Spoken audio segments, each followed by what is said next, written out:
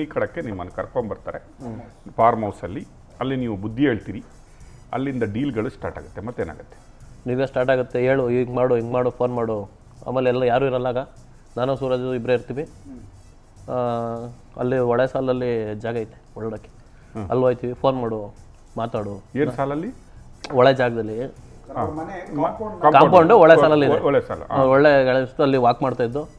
Walk ಮಾಡ್ಬೇಕಾದ್ರೆ ಒಂದು 3-4 ಸಲ ಕಾಲ್ ಮಾಡಿ ಏನಾರು ಮಾಡಿ ಕನ್ವಿನ್ಸ್ ಮಾಡೋಕ್ಕೆ ಟ್ರೈ ಮಾಡ್ದು. ನಾನು ಹೇಳ್ದಂಗೆ ಮಾತಾಡು ಅಂತ ಇದು ಮಾಡಿದರು. ಬಟ್ ನನಗೆ ತೋಟದೊಳಗೆ ಇದ್ಮೇಲೆ ನನಗೆ ಗೊತ್ತು ಅವ್ರ ಪರವಾಗಿ ಮಾತಾಡಲೇಬೇಕು ಅಂತ. ಹೊರಗಡೆ ಇದ್ದರೆ ಬೇಕಾದ್ರೆ ಅಂದರೆ ಮಾತಾಡ್ಬೋದಿತ್ತು. ತೋಟದೊಳಗೆ ಹೋದ್ಮೇಲೆ ನನಗೆ ಗೊತ್ತು ಅವ್ರ ಪರವಾಗಿ ಮಾತಾಡಲೇಬೇಕು, ಆಪ್ಷನ್ನೇ ಇಲ್ಲ. ಅವರಲ್ಲೇ ನಿಲ್ಸ್ಕೊಂಡು ನಿಮಗೆ ಫೋನ್ ಮಾಡಿಸ್ತಾರೆ. ಅವ್ರ ಮೊಬೈಲಲ್ಲೇ ರೆಕಾರ್ಡ್ ಮಾಡ್ತಾರೆ. ಅವ್ರ ಮೊಬೈಲಲ್ಲಿ ರೆಕಾರ್ಡ್ ಮಾಡ್ಕೋತಾರೆ. ನಿಮ್ಮ ಫೋನಿಂದ ಸ್ಪೀಕರ್ ಫೋನಲ್ಲಿ ಮಾತಾಡ್ತೀರಿ ನೀವು. ಹೌದು. ಅದನ್ನು ಅವ್ರು ರೆಕಾರ್ಡ್ ಮಾಡ್ಕೋತಾರೆ. ಏನಂತ ಮಾತಾಡ್ತಾರೆ ನಿಮ್ಮ ಹತ್ರ? ಆಫರ್ ಮಾಡು, ಕೇಳು, ನೀನೇ ಹೇಳ್ದಲ್ಲ ಅಂತ ಹೇಳು, ನೀನೇ ಮಾಡ್ದಲ್ಲ ಅಂತ ಮಾಡು. 2 ಕೋಟಿ, ನೀನು 5 ಕೋಟಿ ಕೇಳಿದೆ, 5 ಕೋಟಿಯಿಂದ 2 ಕೋಟಿಗೆ ಒಪ್ಕೊಂಡವಲ್ಲ ಚಿತ್ತು, ಯಾಕೆ ಹಿಂಗೆ ಮಾಡಿದೆ, ಹೇಳು ಕೇಳು, ಆ ಥರ ಕೇಳು, ಈ ಥರ ಕೇಳು ಅಂತ ಅವ್ರಿಗೆ ಯಾವ ಥರ ಬೇಕು ಆ ಥರ ನನ್ನ ಕೈಲಿ ಮಾತಾಡಿಸ್ತಾರೆ. ನಿಮ್ಮ ಕೈಯಲ್ಲಿ ಮಾತಾಡಿಸ್ಬಿಟ್ಟು ಅವರು ಆ ಕಡೆ ರೆಕಾರ್ಡ್ ಮಾಡ್ತಾರೆ. ಆ ಕಡೆ ರೆಕಾರ್ಡ್ ಮಾಡ್ತಾರೆ. ಅಂದರೆ ಇಲ್ಲಿ ವಿಕ್ಟಿಮನ್ನು ಬ್ಲ್ಯಾಕ್ ಮೇಲ್ ಮಾಡಿದ್ದಾನೆ ಅಂತ ಹೇಳುವ ಪ್ರೂಫ್ ಮಾಡುವ. ಖಂಡಿತ. ಇದು ಯಾರೋ ಲಾಯರ್ ಐಡಿಯಾ ಕೊಡ್ತಾರೆ ಅವ್ರಿಗೆ. ಲಾಯರು ನೀನು 5 ನಿಮಿಷ ಹೊರಗಡೆ ಇರು ಅಂತಾರೆ. One minute. ನೀವು ಹೇಳ್ತಾ ಇದ್ರಿ ಲಾಯರ್ ಅವರು ಆರ್ಡರ್ ಮಾಡಿ ಐಡಿಯಾ ಕೊಡ್ತಾರೆ.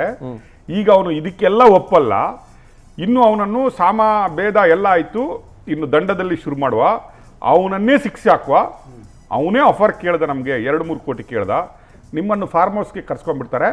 ಈ ರೀತಿ ಹೇಳು, ನಿನ್ನೆ 2ಕ್ಕೆ ಒಪ್ಕೊಂಡಿಲ್ಲ, 5ಕ್ಕೆ ಒಪ್ಕೊಂಡಿಲ್ಲ, ಏನಾಯಿತು, ಯಾಕೆ ಚೇತು ಹಿಂಗೆ ಮಾಡ್ತೆ ಅಂತ ನನ್ನ ಹತ್ರ ಮಾತಾಡಿ ಸ್ಪೀಕರ್ ಫೋನಲ್ಲಿ, ನನ್ನ ಫೋನಿಂದ ಅವನ ಫೋನಿಗೆ, ಅವ್ರ ಫೋನಲ್ಲಿ ರೆಕಾರ್ಡ್ ಮಾಡಿಕೊಂಡ್ರು ಅಂತ ಹೇಳ್ತಾರೆ. ಇದಕ್ಕೆ ಲಾಯರ್ ಐಡಿಯಾ ಕೊಡ್ತಾರೆ ಅಂತ ಹೇಳ್ತಾರೆ.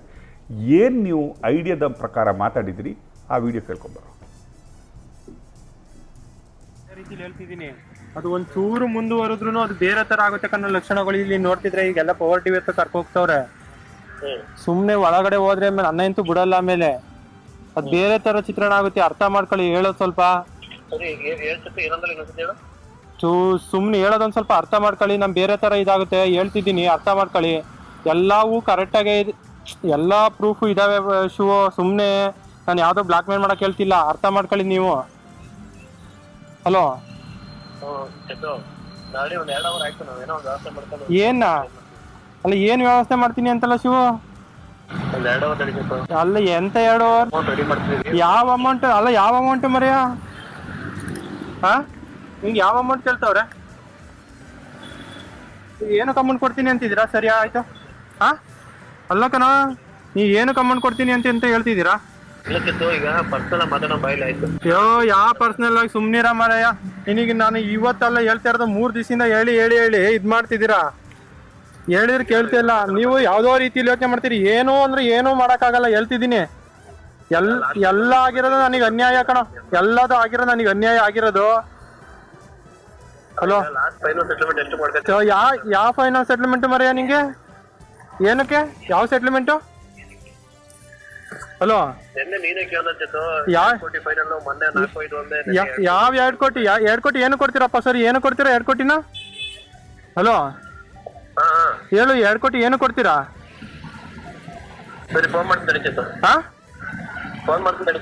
ಅಲ್ಲ, ಏನ್ ಫೋನ್ ಮಾಡೋದು ಮರ್ಯಾ? ಬಿಡು, ನಾನು ಹೇಳೋವಷ್ಟು ಹೇಳಾಯ್ತು. ಇಲ್ಲ, ನಿಮ್ಮ ಪರಿಸ್ಥಿತಿ ನೀವು ಅನುಭವಿಸ್ಕೊಳ್ಳಿ, ನಾನು ಇನ್ನೇನು ಮಾಡೋಕ್ಕಾಗಲ್ಲ ಗುರು. ನಾನು ಒಳ್ಳೆ ರೀತಿಲಿ ಹೇಳ್ತಿದ್ದೀನಿ, ಅದು ಒಂಚೂರು ಮುಂದುವರೆದ್ರು ಅದು ಬೇರೆ ತರ ಆಗುತ್ತೆ ಕನ್ನೋ ಲಕ್ಷಣಗಳು ಇಲ್ಲಿ ನೋಡ್ತಿದ್ರೆ. ಈಗೆಲ್ಲ ಪವರ್ ಟಿವಿ ಹತ್ರ ಕರ್ಕೋಗ್ತವ್ರೆ. ಸುಮ್ನೆ ಒಳಗಡೆ ಹೋದ್ರೆ ಆಮೇಲೆ ಅನ್ನ ಅಂತೂ ಬಿಡಲ್ಲ. ಆಮೇಲೆ ಅದ್ ಬೇರೆ ತರ ಚಿತ್ರಣ ಆಗುತ್ತೆ, ಅರ್ಥ ಮಾಡ್ಕೊಳ್ಳಿ, ಹೇಳೋದು ಸ್ವಲ್ಪ.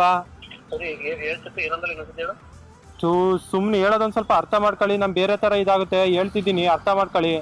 ಎಲ್ಲವೂ ಕರೆಕ್ಟಾಗಿ ಎಲ್ಲಾ ಪ್ರೂಫ್ ಇದಾವೆ ಶಿವ. ಸುಮ್ನೆ ನಾನು ಯಾವ್ದೋ ಬ್ಲಾಕ್ ಮೇಲ್ ಮಾಡಕ್ ಹೇಳ್ತಿಲ್ಲ, ಅರ್ಥ ಮಾಡ್ಕೊಳ್ಳಿ ನೀವು. ಹಲೋ, ಏನ ಅಲ್ಲ, ಏನ್ ವ್ಯವಸ್ಥೆ ಮಾಡ್ತೀನಿ ಅಂತಲ್ಲ ಶಿವ? ಅಲ್ಲ ಎಂತ 2 ಅವರ್? ಯಾವ ಅಮೌಂಟ್ ಅಲ್ಲ, ಯಾವ ಅಮೌಂಟ್ ಮರ್ಯ? ನಿಂಗೆ ಯಾವ ಅಮೌಂಟ್ ಕೇಳ್ತಾವ್ರೆ? ಏನಕ್ಕೆ ಅಮೌಂಟ್ ಕೊಡ್ತೀನಿ ಅಂತಿದ್ದೀರಾ? ಸರಿ ಆಯ್ತು.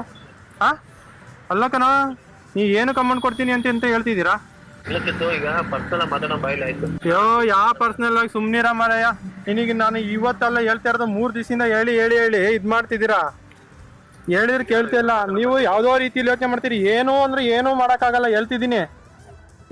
ಎಲ್ಲ ಆಗಿರೋದು ನನಗೆ ಅನ್ಯಾಯ ಕಣ. ಎಲ್ಲದು ಆಗಿರೋದು ನನಗೆ ಅನ್ಯಾಯ ಆಗಿರೋದು. ಹಲೋ, ಯಾವ ಫೈನಲ್ ಸೆಟ್ಲ್ಮೆಂಟ್ ಮರೆಯ ನಿಂಗೆ? ಏನಕ್ಕೆ? ಯಾವ ಸೆಟ್ಲ್ಮೆಂಟು? ಹಲೋ, ಯಾವ 2 ಕೋಟಿ? 2 ಕೋಟಿ ಏನು ಕೊಡ್ತೀರಪ್ಪ ಸರ್? ಏನು ಕೊಡ್ತೀರಾ 2 ಕೋಟಿನ? ಹಲೋ ಹೇಳು, 2 ಕೋಟಿ ಏನು ಕೊಡ್ತೀರಾ?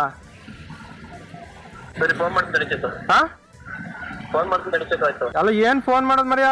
ಬಿಡು, ನಾನು ಹೇಳೋವಷ್ಟು ಹೇಳಾಯ್ತು. ಇಲ್ಲ, ನಿಮ್ಮ ಪರಿಸ್ಥಿತಿ ನೀವು ಅನುಭವಿಸ್ಕೊಳ್ಳಿ. ನಾನು ಇನ್ನೇನು ಮಾಡೋಕ್ಕಾಗಲ್ಲ ಗುರು. ಕೊನೆ 15 ಸೆಕೆಂಡಲ್ಲಿ ನಿನ್ನೆ 2 ಕೋಟಿ ಓಕೆ ಅಂದಲ್ಲ, ಮೊನ್ನೆ 5 ಕೋಟಿ ಅಂದಲ್ಲ ಅನ್ನುವಂಥದ್ದು ಸರ್. ಎಸ್, ಈ ವಿಡಿಯೋ ಇಸ್ ವೆರಿ ಕ್ಲಿಯರ್. ಈಗ ಇದರಲ್ಲಿ ಹುಡುಗ ಹೇಳ್ತಾನೆ, ಇನ್ನೇನಾದರೂ ಮಾಡಿದರೆ ನಾವು ಪವರ್ ಟಿವಿ ಕಡೆಗೆ ಹೋಗ್ತೀವಿ, ಖಂಡಿತ ಚೆನ್ನಾಗಿರಲ್ಲ, ಪವರ್ ಟಿವಿ ಹತ್ರ ನಾವು ಹೋಗ್ತೀವಿ.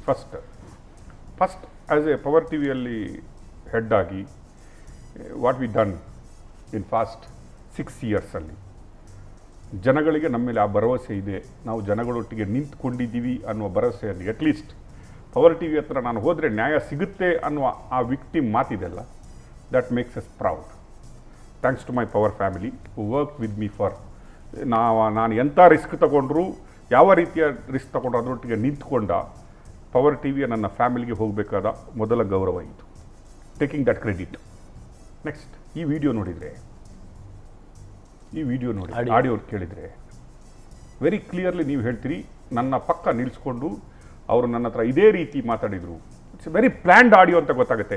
ನಿನ್ನೆ ಕೇಳಿದ್ಯಲ್ಲಪ್ಪ, ನೀನು ಒಪ್ಕೊಂಡಿಯಲ್ಲಪ್ಪ, 5 ಅಂತ ಹೇಳ್ತಾ ಇದೆಯಲ್ಲಪ್ಪ ಅಂತ. ಆ ಹುಡುಗ ಹೇಳ್ತಾನೆ, ಏನಪ್ಪ ಯಾವ ಡೀಲು? ಅವನೇ ಕೇಳ್ತಾನೆ, 2 ಕೋಟಿ ಅವರು ನನಗೆ ಫ್ರೀಯಾಗಿ ಯಾಕೆ ಕೊಡಬೇಕು ಹೇಳಿ ಅಂತ. ಹೌದು, 2 ಕೋಟಿ ಆಯ್ತಪ್ಪ, ನೀವು 2 ಕೋಟಿ ಕೊಡ್ತೀನಿ ಅಂತ ಹೇಳ್ತಾ ಇದ್ದೀರಲ್ಲ, ಅವ್ರು ನನ್ನನ್ನು ಅತ್ಯಾಚಾರ ಮಾಡಿರಲಿಲ್ಲ ಅಂದರೆ, ನನ್ನನ್ನು ಉಪಯೋಗಿಸ್ಕೊಂಡಿಲ್ಲ ಅಂದರೆ, ನೀವು 2 ಕೋಟಿ ನನಗೆ ಯಾಕೆ ಕೊಡ್ತೀರಿ ಹೇಳಿ, ಅದನ್ನಾದ್ರೂ ಹೇಳಿ ಅಂತ ಹೇಳ್ತಾನೆ. ಹೌದು, ಚೆನ್ನಾಗಿರಲ್ಲ, ಇದು ಇನ್ನೊಂದು ಕಡೆ ತಿರುಗುತ್ತೆ, ನನ್ನನ್ನು ಇಲ್ಲೇ ಬಿಟ್ಬಿಡಿ, ನನಗೆ ಥ್ರೆಟ್ ಮಾಡಬೇಡಿ, ನನ್ನನ್ನು ಬದುಕಲಿ ಬಿಡಿ. ಆ ಹುಡುಗ ಅವ್ನು ಕಂಪ್ಲೇಂಟಲ್ಲಿ ಬರೀತಾನೆ, ನನ್ನ ಫ್ಯಾಮಿಲಿ ಕೊಲ್ತೀನಿ ಅಂತ ಹೇಳ್ತಾರೆ, ನನ್ನನ್ನು ಕೊಲ್ತೀನಿ, ಇದನ್ನು ಬಿಟ್ಬಿಡಿ, ನನ್ನ ಸಾವಾಸ ಬಿಟ್ಬಿಡಿ, ಇನ್ನೂ ಜಾಸ್ತಿ ಮಾಡಿದರೆ ನೀವು, ನಾನು ಪವರ್ ಟಿವಿ ಹತ್ರ ಹೋಗ್ತೀನಿ, ಇದು ಎಲ್ಲೆಲ್ಲೋ ಹೋಗುತ್ತೆ, ದಿಸ್ ಈಸ್ ಮೈ ವಾರ್ನಿಂಗ್. ಆ ಹುಡುಗ ಹೇಳ್ತಾನೆ, ನಾನು ಡಿ ಜಿ ಆಫೀಸ್ ಹತ್ರ ಹೋಗಿ ಕಂಪ್ಲೇಂಟ್ ಕಾಪಿ ಮತ್ತು ಫೋಟೋ ತೆಗೆದು ಕಳಿಸ್ತೀನಿ ಸರ್ ಅವ್ರಿಗೆ ಅಂತ. ಈಗ ಕುತೂಹಲಕಾರಿ ಸಂಗತಿ ಅಂದರೆ, ಆ ನಿಮ್ಮ ಆಡಿಯೋ ಇದೆಯಲ್ಲ, ಅದರೊಟ್ಟಿಗೆ ಇನ್ನೊಂದು ವಾಯ್ಸ್ ಕೇಳುತ್ತೆ ಮೆಲ್ಲ, ಕೇಳು, ಎಷ್ಟು ಕೇಳು, ಏನು ಕೇಳು, ಹಿಂಗೆ ಕೇಳು ಅಂತ ನಿಮ್ಗೆ ಯಾರೋ ಹೇಳ್ಕೊಡ್ತಾ ಇದ್ದಾರೆ. ಏನದು? ಅದು ಬೇಕಾದರೆ ನಾನು ಇನ್ನೊಮ್ಮೆ ಆ ಬಿಟ್ಟನ್ನು ಓಡಿಸ್ತೀನಿ. ಐ ಥಿಂಕ್ ಅದರ ಮಧ್ಯೆ ಒಬ್ಬ ಹೇಳ್ಕೊಡ್ತಾ ಇದ್ದಾನೆ ನಿಮಗೆ, ಈ ರೀತಿ ಕೇಳು, ಆ ರೀತಿ ಕೇಳು, ಹಾಗೆ ಕೇಳು ಅಂತ ಕೇಳ್ತಾ ಇದ್ದಾರೆ. ಏನದು? ಸೂರಜ್ ಅಣ್ಣ ಹೇಳ್ಕೊಟ್ಟಿದ್ದು. ಅದು ಸೂರಜ್ ಅವರ ವಾಯ್ಸು, ಅವ್ರದ್ದೇ ಮೊಬೈಲು, ಅವರೇ ಪಕ್ಕದಲ್ಲಿ ನಿಂತ್ಕೊಂಡು ಹೇಳ್ಕೊಟ್ಟಿದ್ದು. ನಾನು ಹೇಳ್ತಿದ್ದೆ, ಬೇಡ ಅಣ್ಣ, ಬೇಡ, ರಿಸ್ಕ್ ಬೇಡ, ಇಲ್ಲ ನಿಂಗೆ ಗೊತ್ತಾಗಲ್ಲ, ಈ ಥರ ಮಾಡೋಣ.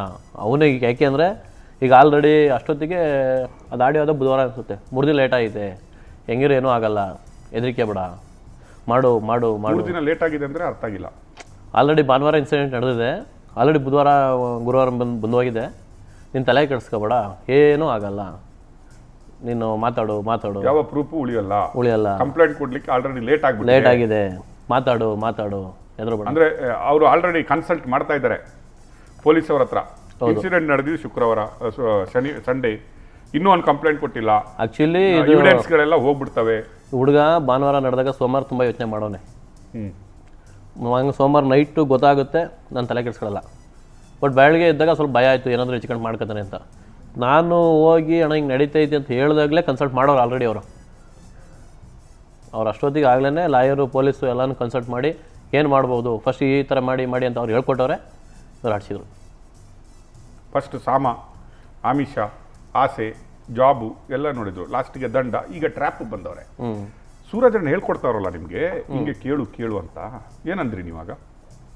ಅಣ್ಣ ಅಂದ್ರೆ ನಿಂಗೆ ಕೇಳು ಅನ್ನೋರು. ಏನು ಹೇಳ, ನಾನು ರಿಟರ್ನ್ ಮಾಡೋಕ್ಕಾಗ್ತ ಅವ್ರಿಗೆ, ಅವ್ರ ತೋಟದಲ್ಲಿರೋದು ನಾನು. ಹಂಗೆ ನಾನು ಏನು ಮಾತಾಡ್ಬೇಕು ಗೊತ್ತಿಲ್ಲ, ನನಗೆ ಹೇಳ್ದಂಗೆ ಆಯಿತು, ನಂಗೆ ಹೆಂಗೆ ಅದು ಮುಗಿಸ್ಕೊಂಡು ಹೋದ್ರು ಸಾಕು ಹೊರಗಡೆಗೆ. ನಿಮ್ಗೆ ಗೊತ್ತಾಗಿಲ್ವಾ ನಿಮ್ಮ ಫ್ರೆಂಡನ್ನೇ ಇವರು ಬ್ಲ್ಯಾಕ್ ಮೇಲ್ ಮಾಡ್ತಾನೆ ಅಂತ? ನಾನು ಹೊರಗೆ ಬಂದರೆ ಏನಾದರೂ ಮಾಡ್ಬೋದು, ನಾನೇ ಅಲ್ಲಿದ್ಕೊಂಡು ಏನು ಮಾಡಲಿ? ಫ್ರೆಂಡೇ ಟ್ರ್ಯಾಪ್ ಮಾಡ್ತಾವ್ರೆ, ಸರಿ ಸರ್, ನಾನಿರೋದು ಯಾವ ಜಾಗದಲ್ಲಿ ಇದ್ದೀನಿ ಫಸ್ಟು. ಬೇಡ. ಆಮೇಲೆ ಹೊರಗಡೆಗೆ ಬಂದ್ಮೇಲೆ ಬೇಕಾದ್ರೆ ಅವ್ನಿಗೆ ಹೇಳ್ಬಿಡೋಣ, ಸುಮ್ಮನೆ ಆಗ್ಬಿಡತ್ತೆ, ಬೇಡ ಇದೆಲ್ಲೋ ಏನಾಗ್ಬಿಡುತ್ತೆ, ಹೇಳೋಣ ಬೇಡ ಅಂತ ಹೇಳೋಣ ಅಂದ್ಬಿಟ್ಟು ಫಸ್ಟಲ್ಲಿ ಇರುವಾಗ ನಾನು ಹೊರಗೆ ಬರೋಣ ಅಂತ ಅವ್ರು ಹೇಳ್ದಂಗೆ ಕೇಳಿದೆ. ಆಗಲೇ ಟ್ರ್ಯಾಪಿಂಗ್, ವಿಕ್ಟಿಮನ್ನೇ ಟ್ರ್ಯಾಪ್ ಮಾಡುವ ಪ್ಲಾನ್ ಸ್ಟಾರ್ಟ್ ಆಗಿದೆ. ಖಂಡಿತ ಸ್ಟಾರ್ಟ್ ಆಯಿತು. ನಿಮ್ಮನ್ನು ಬಳಸ್ಕೊಳ್ತಾ ಇದ್ರು. ಹೌದು. ನೀವು ಯಾಕೆ ಒಪ್ಕೊಂಡ್ರಿ? ನಿಮ್ಮ ಫ್ರೆಂಡನ್ನೇ, ನಿಮ್ಮ ಆತ್ಮೀಯ ಮಿತ್ರನನ್ನೇ ಅವರು ಒಳಗಡೆ ಹಾಕ್ಸುವಂಥ ಪ್ಲಾನ್ ಮಾಡ್ತಾ ಇದ್ರು. ಅದು ಯಾವುದೋ ನಮ್ಮ ಫ್ರೆಂಡ್ ಮನೆ ಅಲ್ಲ ಸರ್, ರೇವಣ್ಣ ಫ್ಯಾಮಿಲಿ, ರೇವಣ್ಣವ್ರ ಮನೆ, ಎದುರಲೇಬೇಕು. ನಾನಲ್ಲ, ನಮ್ಮ ಅಪ್ಪನ ಕಾಲದಲ್ಲೇ ಎದುರವ್ರೆ, ಎದುರಲೇಬೇಕಾದ ವಿಚಾರ, ಎಲ್ರಿಗೂ ಗೊತ್ತಿರೋಂಥದ್ದೇ. ಇವತ್ತವರೆಗೂ ಒಳಾಂಶಪುರದಲ್ಲಿ ಯಾರು ರೇವಣ್ಣ ಫ್ಯಾಮಿಲಿ ಬಗ್ಗೆ ಮಾತಾಡೋರವ್ರೆ. ಇವನೀಗ ಒಬ್ಬರು MP ಆಗೋರಲ್ವ, ಶ್ರೇಯಸ್ ಕಾಂಗ್ರೆಸ್ ಅವರು, ಯಾವತ್ತವರು MLA ನಿಲ್ಲಕ್ಕಿಂತ ಮುಂಚೆ ಒಂದು 6 ತಿಂಗಳು ಮುಂದೆ ಯಾವತ್ತಾರು ಬಂದು ಒಂದು ಪ್ರೆಸ್ ಮೀಟ್ ಎಲ್ಲಾದ್ರೂ ಮಾಡೋರ, ರೇವಣ್ಣ ಹಿಂಗೆ ಮಾಡೋರೆ ಹಿಂಗೈತೆ ಅಂತ.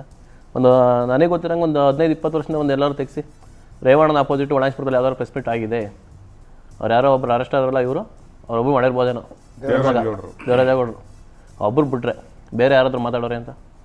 ಅವೆಲ್ಲ ಗೊತ್ತಿದ್ಕೊಂಡು ನಾನು ಸಿಮ್ಮದ ಗುಹೆಯೊಳಗೆ ಇದ್ಕೊಬಿಟ್ಟು ನಾ ಮಾತಾಡೋಕ್ಕಾಗತ್ತಾ? ನಂದು ನಾನು ಜೀವನ ಮಾಡಬಾರ್ದ? ಹಂಗಾಗಿ ಹೇಳಿದೆ.